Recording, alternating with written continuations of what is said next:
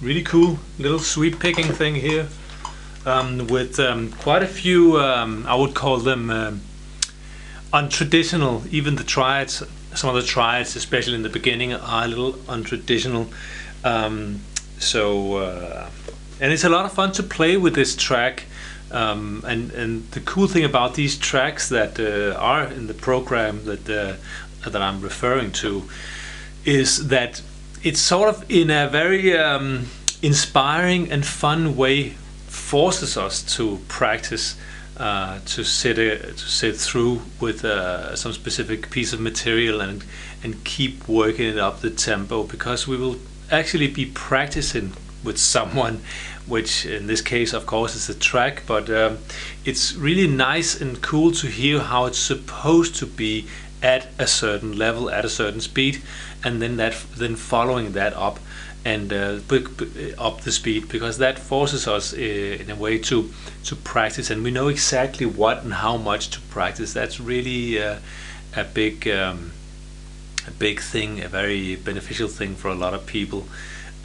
Because a lot of people want to practice and they want to play and they want to reach that the goals, and they want to reach their maximum in guitar playing, and this is absolutely possible with these tracks, and especially if you're not really always that motivated to practice. These tracks will definitely make it a little more much more inspiring, I think, to practice, and it will really force you to do so. But let me show you exactly what I'm playing here. There's a lot of notes, a lot of little patterns. Let's get into detail with each and every one of them. Okay, so the first few arpeggios that we play are A minor, and these are not typical. I think these are not typical arpeggios, triads anyway, and they're a lot of fun to play. They can be a little bit difficult. But let me show you what I'm doing here. I'm starting with my index finger on the 12th fret A string, and then I actually just play a downstroke and hammer on to 15th fret, and then I move into the to the D and G string with my ring finger, 14th fret, and roll that ring finger up. Then I get back again to the A string with my little finger, so that would be an upstroke. So I play down, hammer on, down, down, up, up. Then I go into the same note again, but this time with my index finger, and play a downstroke, and then I hammer on to the 19th fret with my little finger on the A string, and then I continue up. I actually roll my ring finger up to the 19th fret D string, which is not an easy thing, I think. And then I use my long finger for the 17th fret G string. Moving back again. Then I actually move into a 4-note arpeggio here, and a little F major 7 arpeggio on the D string. I play a downstroke with my index finger here on the 15th fret D string, hammer on to the 19th fret with my little finger, and then I use my long finger to roll over the G and B string, 17th fret. Going back again to the D string with my little finger, and then I play another A minor, also not a typical one, I think, to play it this way. I play here with my index finger, 14th fret, hammering onto the 17th with my ring finger, and then rolling over the B and E string, also 17th fret. Once I'm back again to the G string, I go into those typical triads, but I play them in patterns of 4 but still 6 toplets, which can sound a little funny to the track.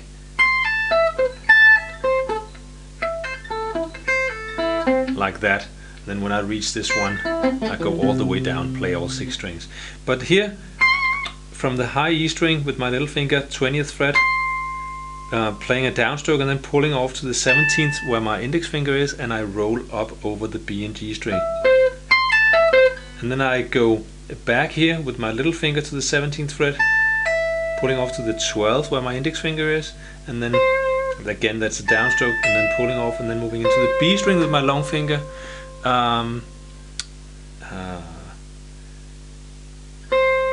With the long finger to the 13th fret, and then into the 13th and then 14th on the G string, and then into the back into the 12th again with my little finger this time, pulling off to 8th, little finger index, and then ring finger or long finger on the 10th fret B string, If you use the long finger, you can use the long finger on the 10th on the B, then you could use your index on the 9th on the G. Unless you're using your ring finger on the B, you should use your long finger on the G. And then back into this one where I play all six strings. 8, a downstroke here, little finger, 8th fret, pulling off to the index, that rolls up over the 5th fret, E, B and G, and then the ring finger rolls over the D and A, 7th fret, and little finger on the low E string, 8th fret here. Back again, and then I move into a E major. My little finger is on the 7th fret, pulling off to the 4th, and then 5th fret on the B, 4th on the G. Back again, and then to the A minor again. Right, so now we're back to the A minor. We play 8 pulling off, and then 5, 5, 5 over the G, E, B and G. Then we go into a G major. It's a pattern we already know from down here, but now we play it up here in G. Here we played it in E, and now we play it in G. So that's 10 pulling off to 7, and then 8 on the B and 7 on the G. And then we go into a C major. We play 12 pulling off to 8, and then rolling the index finger up to the 8th fret on the B string as well, and then 9 on the G string with the long finger. And then we go into this crazy pattern, and you might even have seen it before because I've played other sweep picking patterns using this one. It has become one of my favorites because we get a 5-string pattern where we get a full sextuplet, arpeggio using diminished, whereas a lot of, from many years, I've just been using this one,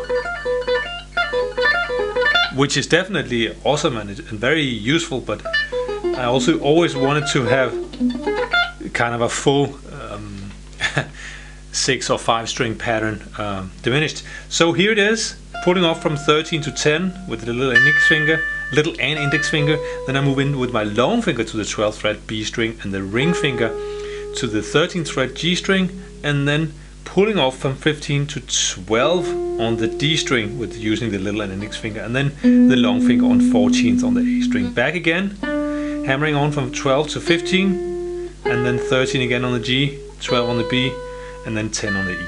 Then I go into the A minor again. I pull off from 17 to 12, and then I play with my long finger 13 on the B, and then ring finger rolls over the 14th fret G and D string, and then 15, 12 on the A. Hammering on again, all the way back.